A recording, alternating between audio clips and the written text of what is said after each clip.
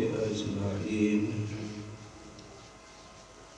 ثم الصلاة والسلام على رسوله الكريم أبي القاسم محمد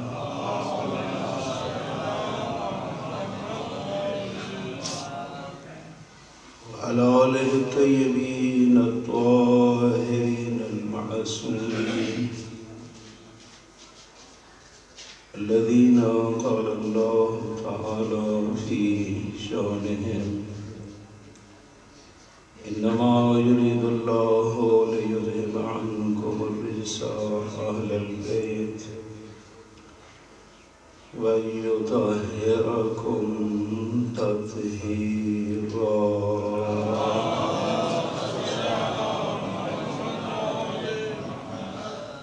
ورحمة الله على أحبابهم وأصحابهم والمنتخبين ولعنة الله على أعدائهم أجمعين أما بعد فقد قال الحكيم في كتابه بسم الله الرحمن الرحيم يا أيها الذين آمنوا استجيبوا لله لرسوله إذا دعاكم لما يحييكم صلوات پڑھیں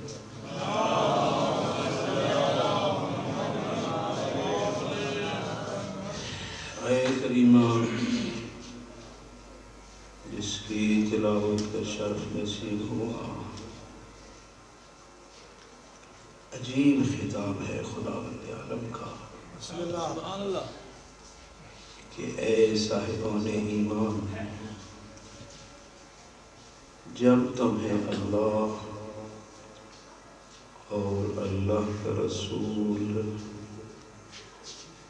اس شے کی طرف دعوت دے جو تمہیں زندگی عطا کرے تو پھر استجیبو پھر ان کی دعوت پہ لبیک کہو یعنی سوچو نا خطاب کن کو ہے تو قبرستان والوں کو ہے خطاب مومنوں کو ہے صاحبان ایمان کو ہے جو زندہ بیٹھے ہیں یا ایھا الذین آمنوا اے مومنوں یعنی قبرستان والے نہیں جو حضرت کے سامنے مومن بیٹھے ہیں ان کو اللہ حکم دیتا ہے کہ استجیبوا للہ ولرسولہ اذا دعاکم لما یحییکم کہ جب اللہ اور اللہ کا رسول تمہیں اس چیز کی طرف دعوت دے جو تمہیں زندگی عطا کرے گا تو پھر ان کی اس دعوت پہ لبیک کہو تو سمجھ آ گئی نا کہ ایک شے جس کو ہم زندگی سمجھتے ہیں یہ زندگی نہیں ہے یہ ہو سکتا ہے چلتی پھرتی لاش ہو زندگی وہ ہے جو اللہ کے قانون کے مطابق گزاری جائے اور رسول اللہ کے حکم کے مطابق گزاری جائے ورنہ چلتی پھرتی لاش من عمل صالحا من ذکر او انثى وهو مؤمن کہ جو بھی مرد یا عورت نیک عمل کرے لیکن عمل کرتے وقت ہو وہ صاحب ایمان تو ہم ان کو طیب زندگی عطا کریں گے یعنی یہ آیات ہمیں کیا بتاتی ہے کہ زندگی یعنی جینے کی کچھ شرائط ہیں اور وہ شرائط قرآن مجید میں ہیں اور معصوم کے فرمان میں اگر ان کے مطابق ہم جی لیتے ہیں تو پھر تو ہوئی نہ زندگی، اور اگر ان شرائط کے تحت نہیں تو شاید حیوانوں سے بھی بدتر زندگی ہو، اور قرآن اس پہ شاہد ہے۔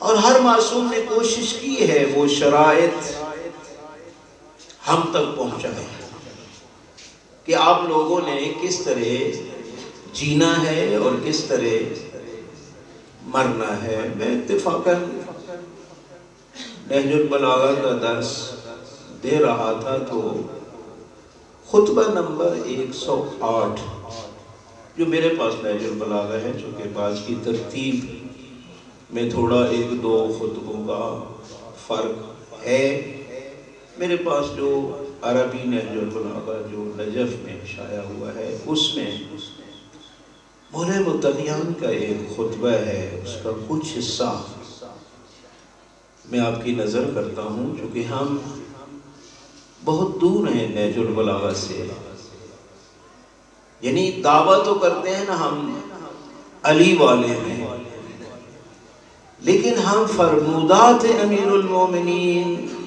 میں اتنا غور نہیں کرتے، نہ پڑھتے ہیں نہ سننے کی کوشش کرتے ہیں۔ اور ظاہر ہے کہ جب جس طرح شہید مطہری رضوان اللہ تعالی علیہ نے تحریر فرمایا کہ جب تک ہم کلام علی میں غور نہیں کریں گے علی کی معرفت نہیں ہوگی، کیونکہ معرفت ہوتی ہے کلام سے، اور یہ بھی خود امام کا فرمان ہے کہ ہر انسان اپنی زبان کے خیمہ کے نیچے چھپا ہوتا ہے، بولتا ہے تو پتہ چلتا ہے یہ کس پانی میں ہے۔ لیکن ہم لوگوں نے تو نہیں کوشش کی نہج البلاغہ کو پڑھنے کی یا اس میں غور کرنے کی، اور جس کا نتیجہ یہی نکلا جو اس پہ تبصرہ کرنا بھی کوئی اچھی بات نہیں ہے، جو مشاہدہ ہے آپ دیکھ رہے ہیں۔ ذرا اس خطبے میں جو امام علیہ السلام نے ارشاد فرمایا اس میں تھوڑا غور کریں، آپ صلوات پڑھیں ذرا، اللہم صلی علی محمد و محمد۔ فرماتے ہیں سبحانکا خالقا و معبودا بحسن بلائک عند خلقک، خدایا تیری ذات کتنی پاک ہے۔ سبحانکا کا معنی کیا ہوتا ہے؟ ہم سبحان اللہ پڑھتے ہیں نا، طالب علم بھی میری طرح بیٹھے ہیں تو یہ ہم سبحان اللہ کیوں نہیں پڑھتے؟ سبحان اللہ ہی پڑھتے ہیں نا۔ تو اس سے پہلے ایک فعل ہوتا ہے جو معذوف جس کو ہم کہتے ہیں، یعنی اسبح سبحانک یا نسبح سبحانک، کہ ہم تجھے پاک سمجھتے ہیں ہر عیب سے۔ سبحان یعنی خدا کو ہر نقص سے پاک سمجھنا، ہر نقص سے اس ذات کو بلند و بالا تر سمجھنا، مخلوق کی صفات سے خالق کو متصف نہ کرنا، یہ ہوتا ہے تسبیح خدا۔ یہ جو ہم تسبیح پڑھتے ہیں نا، تسبیح کا معنی کیا ہے؟ یعنی اپنے خالق کو ہر نقص سے پاک سمجھنا۔ امیر المومنین ارشاد فرماتے ہیں خدایا تیری کتنی پاک ذات ہے، چونکہ خالق بھی تو ہے اور معبود بھی تو ہے، نہ تیرے علاوہ کوئی خالق ہے اور نہ ہی تیرے علاوہ کوئی لائق عبادت ہے۔ سبحانک خالقا و معبودا، تیری ذات خالق ہونے کے لحاظ سے بھی بلند و بالا تر ہے اور معبود ہونے کے ناطے سے بھی ہر عیب سے پاک ہے۔ کہتے ہیں خدایا بحسن بلائک عند خلقک، تو کیوں سبحانک ہم کیوں کہہ رہے ہیں؟ اس لیے کہہ رہے ہیں کہ خدایا تیری ہی تو ذات ہے جس نے اپنی مخلوق پہ کتنے احسان کیے.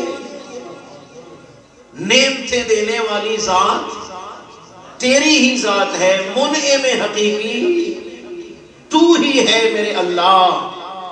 خلقتا دارن وجعلت فیہا معدبا مشربا ومطعما وازواجا وخدما وقصورا وانہارا. خدایا تیری کتنی کریم ذات ہے جس نے اس انسان کے لیے ایک کتنا بہترین ریسٹورنٹ تیار فرمایا. معدبہ سورہ معاہدہ سے آپ لے لیں تو اصل دسترخوان ہے، لیکن یہاں مانا اب ایک بہترین ریسٹورنٹ تیری ذات نے اپنے ان بندوں کے لیے، ان انسانوں کے لیے ایک تیری ذات نے بہترین معدبہ اور ریسٹورنٹ تیار فرمایا جس میں ہر طیب اور طاہر پینے کی شے بھی ہے اور ہر کھانے کی شے بھی ہے، مشرب بھی ہے اور مطعم بھی ہے. اور اس ریسٹورنٹ سے مراد ایمان کی جنت الفردوس ہے. یہ دنیاوی نہیں، چونکہ جو اوصاف آگے امام بیان فرما رہے ہیں وہ دنیا والے نہیں، وہ آخرت والے ہیں کہ خدایا تیری ذات نے اتنا عظیم ریسٹورنٹ اپنے ان بندوں کے لیے بنایا اور دسترخوان بچھایا، جس دسترخوان پہ شرابن طہورہ کی نہریں، اصل مصفہ کی نہریں اس ریسٹورنٹ میں تیری ذات نے جاری فرمائی. اور پھر فرمایا وَأَزْوَاجًا وَخَدَمًا. وہاں جنت میں حور العین جیسی ازواج بھی تو نے مومن کے لیے پیدا کی اور غلمان جیسے خادم بھی تیری ذات نے خلق فرمائے. وَقُصُورًا. اور ان بندوں کے لیے بڑے بڑے محل تیری ذات نے پیدا فرمایا. ظاہر ہے یہ سارا جنت کا نقشہ ہے. اور پھر فرمایا قصوراً وانہاراً. اور طرح طرح کی وہاں نہریں جاری کی، نہریں جاری کی. واسماراً. اور طرح طرح کے وہاں پھل. واشجاراً. شجر طوبہ جیسے درخت نے اس ریسٹورنٹ میں پیدا کیے. اور آپ جانتے ہیں میرے بھائی اور بزرگوں، ایک روایت میرے ذہن میں آئی ہے کہ پیغمبر خدا نے ارشاد فرمایا ان فی الجنت شجرہ یقال لہ الحول علیہا ثمارها. فرمایا کہ جنت میں خداوند عالم نے ایک درخت پیدا کیا ہے اور اس پہ ایک خاص قسم کا پھل ہے. فرمایا اکبر من الرمان، یہ انار سے تھوڑا بڑا ہے. وَأَصْغَرْ مِنَ التُّفَّاحِ. اور سیب سے بڑا ہے اور انار سے چھوٹا ہے. وَأَلْيَنْ مِنَ الزَّبَدِ. مکھن سے نرم ہے. اور أَحْلَى مِنَ الْعَسَلِ. شہد سے زیادہ میٹھا ہے. اور کسی کا بھی جی نہ کرے تو میرے یار بڑھیاں کا بڑا دل کرنا کہ اتنا پیارا نرم بھی ہے میٹھا بھی ہے. فقام البلال فی المجمع. مجمع میں، صحابہ کے مجمع میں جناب بلال کھڑے ہوئے، عرض کرتے ہیں یا رسول اللہ من یاکلھا. یہ جو اتنا پیارا پھل خدا نے جنت میں پیدا کیا ہے اس کو کھائے گا کون؟ حضرت نے فرمایا بلال یہ ہر ایک کو نصیب نہیں ہے. جو کھائے گا نا اس کے لیے پہلی شرط یہ ہے اقام الصلاۃ الخمس بالجماعہ. پانچوں نمازیں جماعت کے ساتھ پڑھتا ہے پھر یہ پھل نصیب ہوگا. پانچوں نمازیں جماعت کے ساتھ پڑھتا ہوگا. اور اس کے بعد فرمایا کہ کہ اپنے مال سے زکوٰۃ بھی ادا کرتا ہوگا، ماہ رمضان کے روزے بھی رکھتا ہوگا، ماں باپ کا احترام بھی کرتا ہوگا۔ اس حدیث میں حضرت نے بیان فرمایا، کسی نے کہا مولا اگر ماں باپ نہیں ہے تو فرمایا اکرام لصدیقہما، جو بابا کے دوست ہیں نا ان کا احترام کرے گا تو ثواب بابے کے احترام کا ملے گا۔ یہ ساری تو اس قسم کا خداوند عالم نے ایک گھر بنایا۔ آگے عجیب حسرت کا جملہ امام فرماتے ہیں کہ ثم ارسلت داعیا یدعو الیہا، فرمایا ایسا گھر بنا کے نا پھر تو نے اپنا ایک نمائندہ بھیجا کہ جو نمائندہ آ کے ان لوگوں کو دعوت دے کہ خدا نے یہ گھر بنایا ہے، آؤ اس گھر کی طرف۔ وہ کون تھا میرے بھائی اور بزرگوں؟ تیرے اور میرے لیے جو خداوند عالم نے جس نمائندے کا انتخاب فرمایا، جس نے آ کے ہمیں دعوت دی، وہ سید الانبیاء ہے۔ سید الانبیاء کو بھیجا جس نے آ کے دعوت دی کہ خداوند عالم نے ایسا گھر بنایا ہے جس میں ہر قسم کی آسائش ہے، نہریں ایسی ہیں، درخت ایسے ہیں، خدمت گزار ایسے ہیں، حوران جنت آپ کی خدمت کے لیے ہیں، شجر طوبہ جیسا درخت موجود ہے، اصل کی نہریں ہیں، لبن خالص کی نہریں ہیں، شرابن طہورا ہے، آؤ اس گھر کی طرف۔ کس نے دعوت دی؟ سید الانبیاء نے۔ حضرت حسرت کا جملہ کہتے ہیں کہ فلد داعی اجابو، افسوس تو یہ ہے کہ انسانوں نے اللہ کے نمائندے کی اس دعوت کو قبول نہ کیا۔ بڑا دکھی جملہ ہے۔ اتنی بڑی جنت بنائی، سید الانبیاء کو بھیجا ہمارے لیے، جس نے آگے دعوت دی، اور دعوت نامہ کیا تھا؟ قرآن مجید۔ وہ جو کارڈ تھا دعوت نامہ، وہ قرآن مجید جیسا دعوت نامہ بھی آیا، دینے والا سید الانبیاء۔ لیکن امیر المومنین فرماتے ہیں فلد داعی اجابو، افسوس کہ اس پکارنے والے کی پکار پہ کسی نے لبیک نہ کہا۔ کیا کیا پھر انہوں نے؟ وَلَا فِي مَا رَغَّبْتَ رَغِبُوا، خدایا جس گھر کی طرف تو نے رغبت دلوائی تھی اور اپنا قرآن بنایا تھا، یہ لوگوں نے اس کی طرف رغبت نہیں کی، ادھر نہیں متوجہ ہوئے، اور جس چیز کا تو نے شوق دلایا تھا ان کو وہ جنت کا شوق پیدا نہ ہوا، بلکہ اقبلوا علی جیفۃ، یہ سارے ایک مردار پہ ٹوٹ پڑے۔ وہ جیفہ کیا ہے؟ دنیا۔ جنت کی فکر نہ رہی، سید الانبیاء کی دعوتیں، قرآن مجید، ان سب کو پس پشت ڈال دیا، اس جیفہ کے اوپر سارے ٹوٹ پڑے۔ اور جیفہ سے مراد کیا ہے؟ الدنیا جیفۃ طلابها کلاب، مولے متقیان کا ارشاد ہے کہ دنیا ایک مردار ہے اور اس کے پیچھے لڑنے مرنے والے کتوں کی مانند تھی۔ اسی کا اسی خطبہ میں اشارہ فرمایا کہ اقبلوا علی جیفۃ قد افتضحوا بعقلها، فرمایا اس مردار کو انہوں نے کھایا تو صحیح، لیکن اس مردار کو کھا کے ہمیشہ کے لیے رسوا ہو گئے۔ جو دنیا کے پیچھے زندگی برباد کر بیٹھے، قد افتضحوا بعقلها، اس مردار کو کھایا تو صحیح کچھ دنوں کے لیے، لیکن ہمیشہ کے لیے رسوا ہو گئے۔ افتضحوا فضاحت، رسوا ہو گئے ہمیشہ کے لیے۔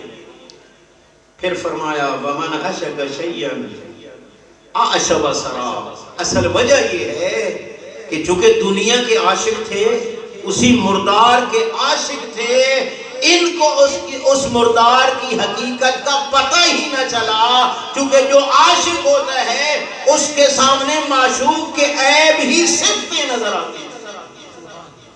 من عشق شیئا اعش بصرا، جو کسی کا عاشق ہوتا ہے تو محبت میں وہ اندھا ہو جاتا ہے، اس کے عیب اس کو نظر آتے ہی نہیں۔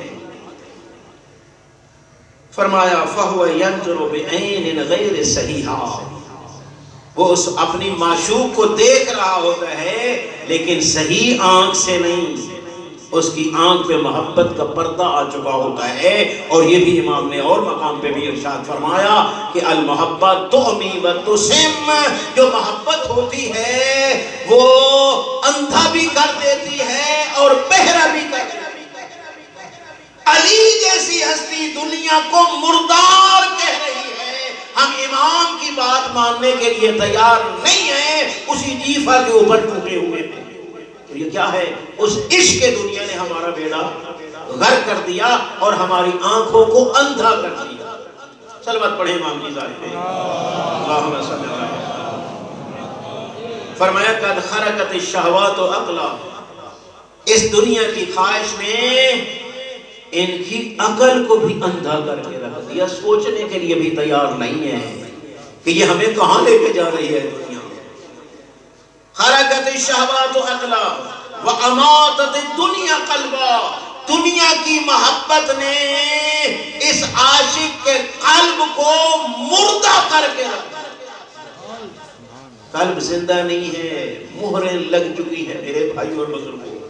اماتت الدنیا قلبہا وولہت علیہا نفسہ، یہ اس دنیا کا عاشق ہو گیا۔ والہت ہوتی ہے قلبی محبت، ٹوٹ پڑا ہے اس دنیا پہ محبت کے عنوان سے۔ فرمایا فَهُوَ عَبْدٌ لَهَا، عشق یہاں تک بڑھا کہ یہ دنیا کا غلام بن گیا۔ فَهُوَ عَبْدٌ لَهَا، یہ اس دنیا کا غلام بن گیا، بلکہ لمن فی یدیہ شیء منہا، فقط دنیا کا غلام نہیں بنا، بلکہ اگر کسی کے ہاتھ میں تھوڑی سی دنیا ہے یہ بدبخت اس کا بھی غلام بن گیا۔ واقعاً امام علیہ السلام نے حقائق سے بتایا ہے۔ دیکھیں میرے بھائی، جو بڑے لوگ ہوتے ہیں سارے اس کو سلوٹ کرنے کے لیے تیار ہوتے ہیں، غلاموں کی مانند آگے پیچھے چل رہے ہوتے ہیں۔ امام فرماتے ہیں یہ دنیا کا بھی غلام ہے، وَلِمَنْ فِي يَدَيْهِ شَيْءٌ مِنْهَا، جس کے پاس یہ تھوڑی سی دنیا ہے یہ اس کا بھی غلام بن جاتا ہے۔ حیث ما زالت زال الیہا، جدھر جدھر دنیا جائے گی ادھر ادھر یہ جائے گا۔ حیث ما اقبلت اقبل علیہا، جس پہ دنیا آئے گی اس کے استقبال کے لیے کھڑا ہوگا، حتیٰ اس کی حالت یہ ہو گئی ہے کہ لا ینزجر من اللہ بزاجر، اللہ کی طرف سے کوئی روکنے کے لیے آتا ہے تو علی کی بھی نہیں مانتا۔ لا ینزجر بزاجر، علی کی فریادیں ہیں نہج البلاغہ میں، الدنیا ضیفتن، ہم علی کی ماننے کے لیے تیار نہیں ہیں۔ فرمایا لا ینزجر بزاجر، کوئی آئے روکنے والا یہ رکنے کے لیے تیار نہیں ہے۔ ولا یتعظ منہ بواعظ، علی جیسا واعظ بھی آ جائے اس کے واعظ کو سننے کے لیے تیار نہیں ہے، کیونکہ ان کے معشوق کے خلاف بات کرے گا واعظ۔ معشوق تو وہی جیفا اور مردار، نتیجہ کیا نکلا؟ لا یتعظ منہ بواعظ وَهُوَ يَرَى الْمَأْخُوذُونَ عَلَى الْقِرَّةِ، فرماتے ہیں افسوس تو یہ ہے کہ یہ ان لوگوں کو بھی دیکھ چکا ہے کہ جنہوں نے دنیا کا دھوکہ کھایا ان کے ساتھ ہوا کیا، ان کو بھی تو دیکھ چکا ہے نا، قارون کو دیکھ نہیں چکا؟ قرآن نے واضح نہیں بتایا قارون کی کیا کیفیت تھی، بہت بڑا مالدار، پتہ نہیں ہو قرآن نے کہا ہے اس کے خزانوں کی چابیاں عصبۃ من الناس، لوگوں کی ایک بہت بڑی جماعت چابیوں کو اٹھاتی تھی۔ خزانے کتنے ہیں وہ تو علیحدہ ہے نا، ایک بڑی جماعت کو چابیوں کا بوجھ تھکا دیتا تھا۔ اور ظاہر ہے جب ایک دن وہ نکلا نا خرج الی قومہ بزینۃ، اپنی اس ٹہر کے ساتھ نکلا. تو اب ظاہر ہے جو دیکھ رہے تھے دو قسم کے لوگ تھے. ایک تو وہ ہے جنہوں نے دیکھا نا تو کہتے ہیں کاش خدا ہمیں بھی یہ دنیا دیتا. یا لیتنی، کاش ہمیں بھی اتنا دے دیا جاتا جتنا قارون کو دیا گیا. انہ لذو حظ عظیم، اس کو تو خدا نے دنیا میں بہت کچھ دیا ہے. ایک تبصرہ ان لوگوں نے کیا. دوسرے جو نیک لوگ تھے، جو صاحب ایمان تھے، ان کا عقیدہ بھی قرآن مجید میں موجود ہے. قرآن مجید میں ہے کہ جب انہوں نے ان کا یہ تبصرہ سنا نا کاش ہمیں یہ دنیا ملتی، تو وہ مومن کہتے ہیں ویلکم، افسوس تمہارے نظریے پہ، تم دنیا کے لیے اتنے لالچی ہو گئے ہو. دنیا کے نہ ہونے کا جو ثواب ہے وہ اس سے کہیں زیادہ بہتر ہے. قرآن کی آیت ہے کہ جو نہ ہونے کا ثواب ہے وہ اس سے کہیں زیادہ بہتر ہے. یہ تبصرہ مومنوں نے کیا. ابو ذر جیسے لوگ جو تھے، اس کے بعد جب وہ بدبخت اپنے خزانوں کے ساتھ غرق ہونے لگے تو وہی جو کہہ رہے تھے کاش ہمیں یہ دنیا ملتی، پھر یہ کہتے ہیں شکر ساڈے کو نہیں، اگر ہمارے پاس بھی ہوتی تو ہماری بھی حالت یہی ہوتی. مولا متقیان فرما رہے ہیں بدبخت وَهُوَ يَرَى الْمَعْخُوذُونَ عَلَى الْغِرَّةِ، جنہوں نے دنیا کا دھوکہ کھایا اور دنیا کے جال میں پھنسے، جو ان پہ اللہ کا عذاب نازل ہوا یہ اس کو بھی دیکھ چکا ہے لیکن عبرت حاصل کرنے کے لیے تیار نہیں ہے. وَهُوَ يَرَى الْمَعْخُوذُونَ عَلَى الْغِرَّةِ، فرمایا کیف نزل بہم، کیا کیفیت ہوگی ان لوگوں کی کہ جن کے اوپر عذاب نازل ہوا. اب سارے جو طاغوت ہے، فرعون ہے، نمرود ہے، قارون ہے، یہ سارے وہی لوگ ہیں جنہوں نے دنیا کا دھوکہ کھایا اور ان کے ساتھ دنیا نے کیا کیا. فرمایا ما کانوا یجہلون، یہ جاہل تو نہیں تھے، ان کو پتا تھا لیکن پھر بھی اسی کے پیچھے ہیں. وجاءہم من فراق الدنیا ما کانوا یعملون، بالآخر وہ وقت بھی آ جائے گا کہ ان کو یہ دنیا چھوڑنا پڑے گی. آج جتنا اس کے پیچھے اندھے ہو کے لگے ہوئے ہیں، حرام حلال کی پرواہ نہیں ہے، وہ وقت بہت قریب ہے کہ اس دنیا کو چھوڑنا پڑے گا. دنیا سے جدائی آنے والی ہے. وجاؤ من فراق الدنیا ما كانوا يعملون وقدموا من الآخرة على ما كانوا يوعدون. دنیا چھوڑنے کا وقت قریب آ گیا ہے اور آخرت کے وعدے جو خدا نے کیے ہیں وہ پورے ہونے والے ہیں. پھر امام فرماتے ہیں فغیر موصوف ما نزل بهم، فرمایا یہ جو دنیا داروں پہ آخرت میں عذاب جو نازل ہوا ہے اتنا دردناک ہے کہ علی اس کے وصف بھی بیان نہیں کر سکتے.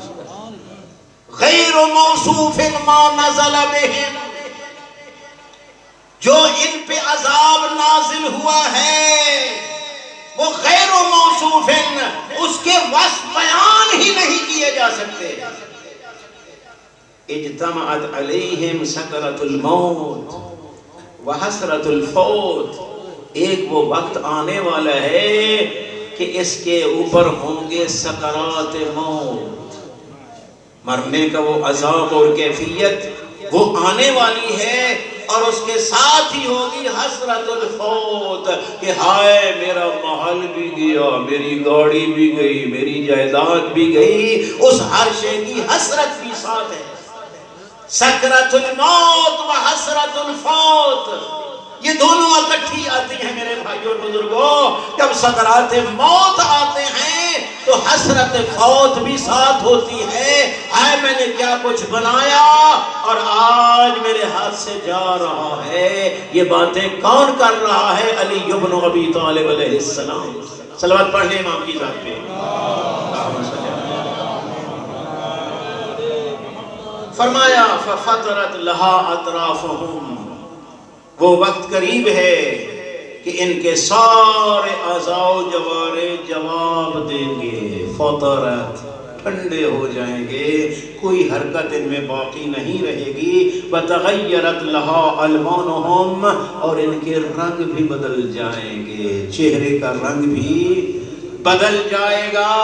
ثُمَّ ازْدَادَ الْمَوْتُ لَهُمْ وُلُوجًا، پھر موت ان میں داخل ہونا شروع ہو جائے گی۔ لَهِيلَ بَيْنَ أَحَدِهِمْ وَبَيْنَ مَنْطِقِهِ، موت آئے گی، پہلا حملہ زبان پہ کرے گی۔ امیر المومنین فرما رہے ہیں موت پہلا حملہ ان اعضاء و جوارے کے بعد حائل ہو جائے گی بندے اور اس کی زبان کے درمیان۔ آنکھ تو ہے لیکن زبان بول نہیں سکتی، پہلا حملہ۔ فَحِيلَ بَيْنَ أَهْلِهِمْ وَبَيْنَ مَنْطِقِهِ فَإِنَّهُ لَبَيْنَ أَهْلِ يَنْظُرُ بِبَصَرِهِ وَيَسْمَعُ بِأُذُنِهِ عَلَى صِحَةٍ مِّنْ عَقْلِهِ، فرمایا مرنے والے کی عقل بھی ٹھیک ہے، کان بھی ٹھیک ہے، آنکھ بھی ٹھیک ہے، رونے والوں کے پین بھی سن رہا ہے، ان کی کیفیت کو بھی دیکھ رہا ہے، لیکن بول نہیں سکتا۔ یہ ایک مشاہدہ ہم نے کیا ہے، آپ نے بھی کیا ہے۔ فرمایا پہلا اثر اس کی زبان پہ ہوگا۔ اِنَّهُ لَبَيْنَ أَهْلِ، اپنے رشتہ داروں کے درمیان بے بس پڑا ہے۔ يَنْظُرُ بِبَصَرِهِ، اپنی آنکھوں سے دیکھ رہا ہے، یہ بیٹا کھڑا ہے، یہ بیٹی کھڑی ہے، یہ بیوی کھڑی ہے، یہ دوست کھڑا ہے، دیکھ رہا ہے۔ اور يَسْمَعُ بِأُذْنِهِ، ان کی باتیں بھی اپنے کانوں سے سن رہا ہے۔ عَلَى صِحَةٍ مِّنْ عَقْلِ، عقل بھی ابھی تک صحیح ہے۔ وَبَقَاءٍ مِّنْ لُبِّ، لب بھی وہی عقل ہوتا ہے، ابھی عقل باقی ہے۔ اب کیا کرتا ہے؟ يُفَكِّرُ فِي مَا أَفْنَى عُمْرًا وَفِي مَا أَذْهَبَ ظَهْرًا، اب اس کیفیت میں سوچ رہا ہے ہائے میں نے زندگی کہاں برباد کر دی۔ فی ما افنا عمرہ، یہ 65 سال 65 سال 70 سال 80 سال میں نے کہاں برباد کر دیے۔ اب یہ سوچ رہا ہے وہاں پہ وَيَتَذَكَّرُ أَمْوَالًا جَمَعَهَا أَغْمَضَ فِي مَطَالِبِهَا وَأَخَذَهَا مِنْ مُسَرَّحَاتِهَا وَمُتَشَابِهَاتِهَا، اب سوچ رہا ہے ہائے میں نے اتنی جائیدادیں بنائی، اتنے کروڑوں اکاؤنٹ بھرے، اور اکٹھا کرتے وقت حرام ملا وہ بھی جمع کیا، متشابہ ملا وہ بھی جمع کیا۔ مسرحات کیا ہے؟ صراحتاً حرام ہے، رشوت کا پیسہ ہے، 2 نمبری کا پیسہ ہے، پتہ نہیں کس غلط طریقے سے کمایا ہے۔ اب سوچتا ہے کہ کمایا تو میں نے تھا، عذاب مجھ پہ ہوگا اور موجیں اور کریں گے۔ اس وقت سوچے گا، او آخری ٹائم، یفکر، سوچے گا اموالا جمعہا، ان مالوں کے بارے میں، ان جائیدادوں کے بارے میں جن کو جمع کیا تھا، وَأَغْمَدَ فِي مَطَالِبِهَا، اور اس مال کو اکٹھا کرتے وقت آنکھیں بند کر لی تھیں۔ حلال ہے وہ بھی آنے دو، حرام ہے وہ بھی آنے دو، جائیداد اور اکاؤنٹ بڑھنا چاہیے۔ فرمایا اس وقت اس کی یہ کیفیت ہوگی، یاخذھا من مسرحاتھا، اس نے اکٹھا کیا جو مسرح اور صراحتاً حرام تھا، ومتشابہا قد لازمت ہو طبیعات جمعہا، امام فرماتے ہیں اب اس کو حرام جمع کرنے کا عذاب بھگتنا پڑے گا، اور جو پیچھے رہ گئے ہیں وہ اس سے فائدہ حاصل کریں گے۔ روایات میں ہے سب سے زیادہ حسرت کرنے والے میدان معاشر میں 2 قسم کے لوگ ہیں، ایک عالم دین جس نے تبلیغ کی، اس کی تبلیغ سے لوگ ہدایت پہ آ گئے، انہوں نے نیک کام کیے، وہ جنت میں چلے گئے، اور یہ بدبخت خود عمل نہ کرنے کی وجہ سے جہنم جا رہا۔ سب سے زیادہ حسرت کرنے والا ایک یہ انسان ہوگا، اور دوسرا وہ کہ جس نے مال جمع کیا خود راہ خدا پہ خرچ نہیں کیا، حساب کے لیے وہ جا رہا ہے، اور پیچھے اولاد آئی انہوں نے راہ خدا پہ خرچ کیا، اسی کے کمائے ہوئے مال کی وجہ سے اولاد جنت میں جا رہی ہے، اور بابا حساب دینے کے لیے میدان معاشر میں کھڑا ہے۔ اس سے بڑھ کے کوئی اور حسرت والا نہیں۔ اس لیے آپ کے امام نے فرمایا کن وصی مولک فی نفسک، انسان اپنے مال کے بارے میں اپنا وصی خود بن جاؤ۔ چاہتا ہے نا میرے مال، شاہ صاحب میرے مال کو مدرسے پہ لگائیں، مسجد پہ لگائیں، ہسپتال پہ لگائیں، یتیموں پہ لگائیں۔ امام نے فرمایا شاہ صاحب کو چھوڑ، خود وہی کر جو بعد میں شاہ صاحب سے کروانا چاہتا ہے، ہو سکتا ہے تیرے ورثہ شاہ صاحب کو وہ کام کرنے ہی نہ دے۔ کن وصی نفسک فی مالک، اپنے مال کے بارے میں اپنا وصی خود بن جا۔ جہاں چاہتا ہے میرے بعد خرچ ہو اپنے ہاتھوں سے کر کے۔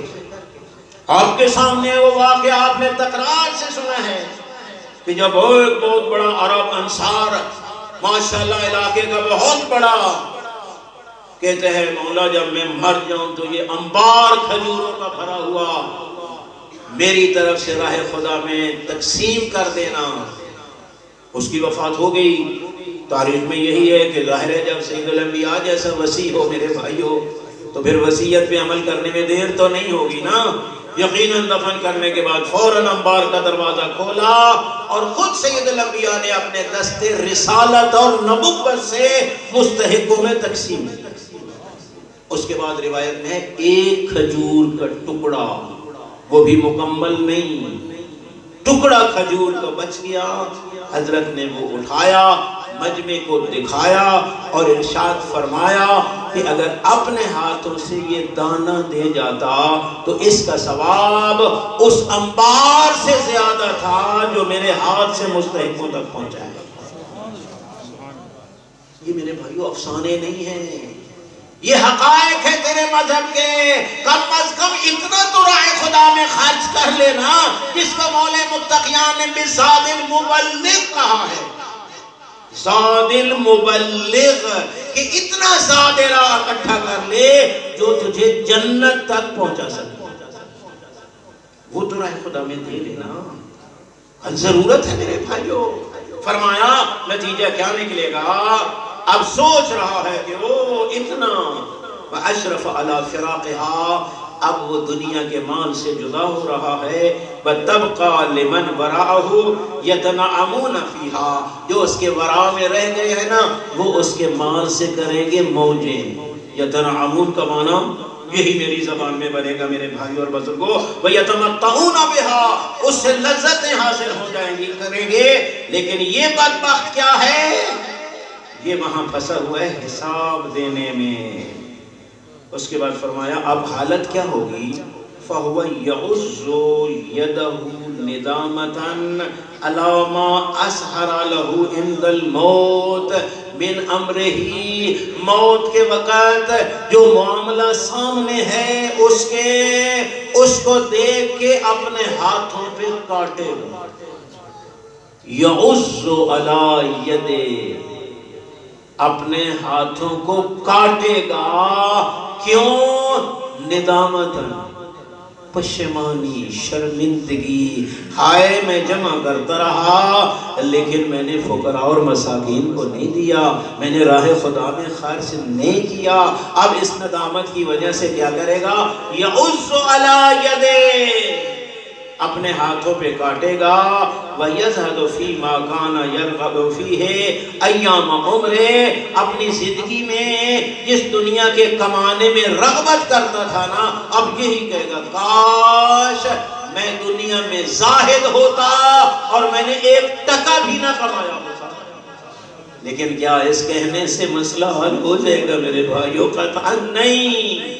وَيَتَمَنَّ أَنَّ الَّذِينَ كَانَ يَغْبِطُهُ بِهَا وَيَحْسُدُ عَلَيْهَا قَدْ حَازَهَا دُونَهَا، اور تمنا کرے گا کاش وہ لوگ جن بڑوں کو دیکھ کے میں بھی بڑا بنا تھا، کاش آج وہ ہوتے اور میرا عذاب ان پہ جاتا۔ جس عذاب میں میں مبتلا ہوں آج اس کا وہ مقابلہ کرتے. لیکن کیا میرے بھائیوں ایسا ہو سکے گا؟ قرآن تو یہی کہتا ہے لا تزر وازرۃ وزر اخری، کوئی بھی کسی دوسرے کا بوجھ اپنے کندھوں پہ نہیں اٹھائے گا، ہر ایک نے خود حساب دینا ہے.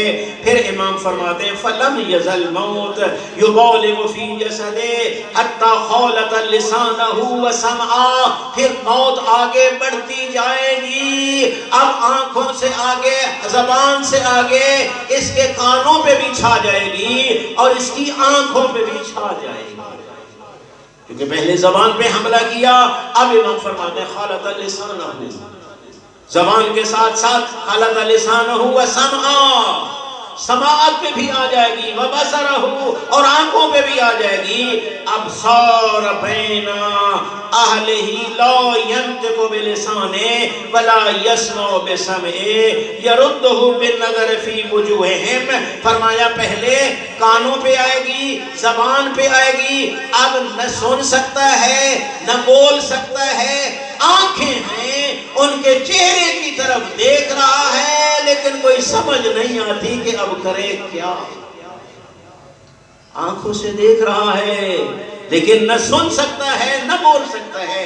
ینظر فی وجوہہم، ان کے چہرے کی طرف دیکھتا ہے. وَيَرَا حَرَكَاتِ أَلْسِنَتِهِمْ، دیکھتا ہے کہ کچھ بول تو رہے ہیں لیکن لا يَسْمَعُ رَجْعَ كَلَامِهِمْ، ان کی کلام کی آواز یہ نہیں سن سکتا. فرمایا ثُمَّ ازْدَادَ الْمَوْتِ الْتِيَاطًا فَقَبِضَ بَصَرَهُ كَمَا قُبِضَ سَمْعُهُ. جس طرح سماعت ختم ہو گئی، زبان ختم ہو گئی، آخری حملہ موت آنکھوں پہ کرے گی. اب آنکھوں سے بھی اندھا ہو گیا. وَخَرَجَتِ الرُّوحُ مِن جَسَدِهِ، اب روح اس کے بدن سے نکل جائے گا. فَصَارَ جِيفَةً بَيْنَ أَهْلِهِ، اب ایک مردہ ہے جو اپنے پیاروں کے سامنے پڑا ہے. صلوات پڑھنے معصوم کی ذات پہ.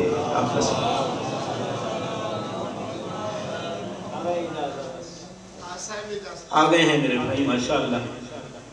اب وہ بہت پیارا عزیز رشتہ دار بابا جی مولانا صاحب، بڑا پیارا بابا، اب جب مر گیا ہے نا تو اوحشو من جانبے، جو قریبی بیٹھے ہیں وہ اس سے ڈرنے لگتے ہیں، ڈرنے لگتے ہیں میرے بھائیوں وہی مردہ سے. وَتَبَاعَدُوا عَنْ قُرْبِهِ، اس بابا جی سے دور چلے جاتے ہیں، اس کے قریب جانے کے لیے کوئی تیار نہیں ہے. اب یہ جو پڑھا ہے لا یُسِدُ بَاقِيًا وَلَا يُجِيبُ دَاعِيًا، نہ رونے والوں کی کوئی بات، رونے والے اس کی کوئی مدد کر سکتے ہیں اور نہ ہی یہ کوئی جواب دے سکتا ہے.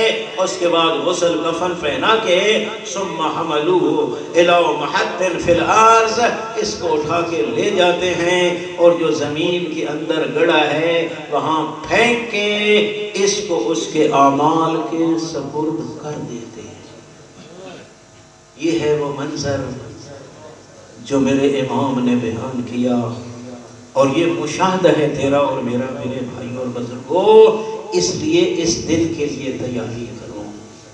دنیا کماؤ حلال طریقے سے، حلال سے کماؤ گے وہی عبادت بن جائے گی، اور جب عبادت بن جائے گی تو یقیناً آپ دوسروں کے حقوق کا بھی خیال رکھیں گے. فرمایا اپنی ضرورت کا رکھ لو.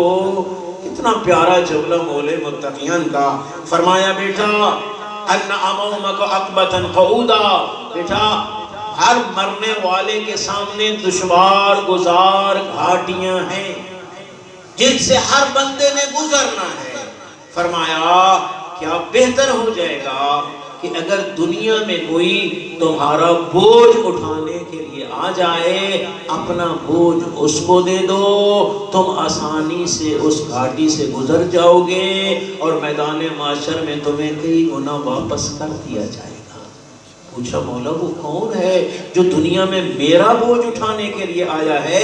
مولا متقیان نے فرمایا یہی سوالی ہے جو تیرے دروازے پہ آیا ہے، یہی فقیر ہے جو تیرے دروازے پہ آیا ہے، یہی مسکین ہے جو تیرے دروازے پہ آیا ہے۔ یہ اپنے لیے نہیں، یہ تیرا بوجھ اٹھانے کے لیے آیا ہے۔ ضرورت کا رکھ لے، باقی اس کو دے دے، تیرا سفر آسانی سے گزر جائے گا اور قیامت والے دن تجھے کئی گنا واپس بھی کر دے۔